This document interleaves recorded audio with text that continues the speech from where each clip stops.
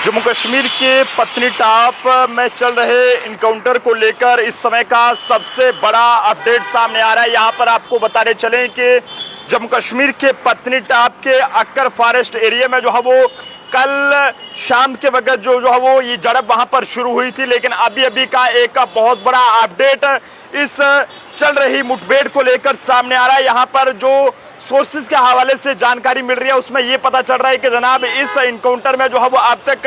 यानी कि एक जवान जो है वो सेना का शहीद हुआ है। वीडियो को ज्यादा से शेयर करते चले। इस समय का बहुत ही दुखद बड़ा अपडेट एक बार फिर से जम्मू कश्मीर के पत्नीटाप के साथ लगते अक्कर फॉरेस्ट एरिया से सामने आ रहा है। यहाँ पर आपको बताने चले कि पिछले कल से वहां पर लगातार नामालूम बंदूकबारदारों के बारे में इनपुट्स मिलने के बाद वहां पर जो है वो एक सर्च ऑपरेशन जो है वो जारी किया गया था और उसमें आपको बताने चले कि पूरे तरीके से जंगलों को खंगाला जा रहा था, पर उसमें बताया जा रहा था कि कुछ नामालूम बंदूकबारदारों को वहां पर देखा गया है, जिसके बाद लगातार वहां पर जो है वो दोनों तरफों से जो है फायरिंग वहां पर देखने को मिल रही थी। लेकिन फिलहाल आपको बता दें कि इस फायरिंग में जो अभी तक जानकारी मिल रही है कि एक आर्मी का जवान जो है वो इसमें शहीद हुआ है और साथ साथ एक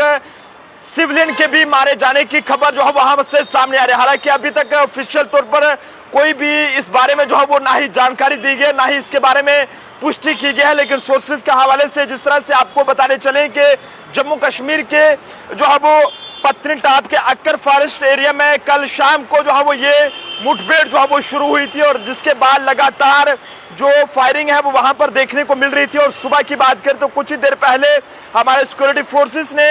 एक ये कहे कि वहां पर कुछ काफी सारा जो आतंकियों का सामान था, जो जिसमें एक राइफल वगैरह की बात करें और इसी के साथ साथ बाकी का जो सामान खाने पीने का जो सामान था वो वहां पर बरामद किया था। कुछ ब्लड वगैरह भी वहां पर देखने को मिला था और जिससे ऐसा लग रहा था कि इस फायरिंग में कहीं ना कहीं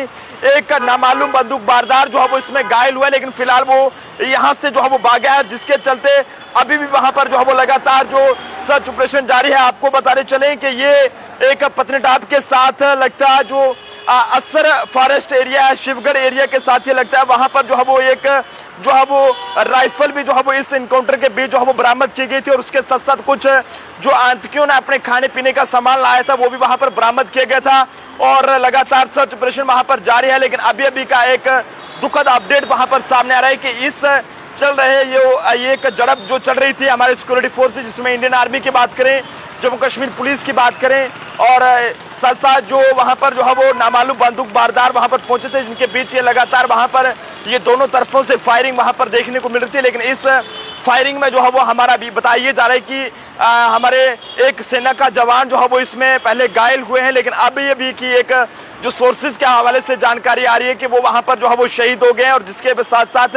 एक सिविलियन के भी मारे जाने की खबर वहां से सामने आ रही है। तो लगातार इस तरह की घिनौनी हरकतें जम्मू कश्मीर में जो है वो इस तरह के कायर लोगों की जारी हैं, जिसकी वजह से जम्मू कश्मीर का माहौल किसी न किसी तरीके से खराब हो रहा है। लेकिन ऐसे में बता रहे हैं कि एक तरफ 78वें स्वतंत्रता दिवस की बात करें तो पूरा हिंदुस्तान उसे मनाएगा और ऐसे में उससे पहले नामालूम बंदूकबारदारों की जो घिनौनी हरकतें हैं, ये कहें कि घिनौनी जो वारदातें हैं वो थमने का नाम नहीं ले रही हैं। हालांकि एक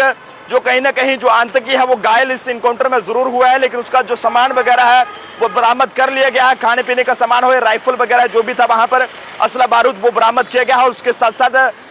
फिलहाल अभी भी वहां पर जंगलों को पूरे तरीके से खंगाला जा रहा है। सिक्योरिटी फोर्सेस ने इस पूरे एरिया को जो असर फॉरेस्ट एरिया है इसको पूरे तरीके से इसको घेर लिया है और बड़े पैमाने पर जो है वहां पर सर्च जारी है। लेकिन उम्मीद यह है कि जल्द ही वहां पर जो भी ये नामालूम बंदूकबारदार वहां पर छिपे हुए हैं इन्हें जो है वो हमारी सिक्योरिटी फोर्सेस चुन चुन कर जो है वो ढेर करेंगे। तो आप सब लोग जरूर इंडियन आर्मी जिंदाबाद जरूर लिखें। लेकिन इसी के साथ साथ जिस तरह से सोर्सेज के हवाले से रिपोर्ट्स आ रही हैं कि जो अनकन्फर्म रिपोर्ट्स हमारे पास पहुंच रही है कि एक जो सेना का जवान है वो इसमें शहीद हुए हैं, तो उनकी आत्मा की शांति के लिए भी जरूर दुआ कीजिएगा। और इसी के साथ साथ जो एक सिविलियन वहां पर जो है वो इसमें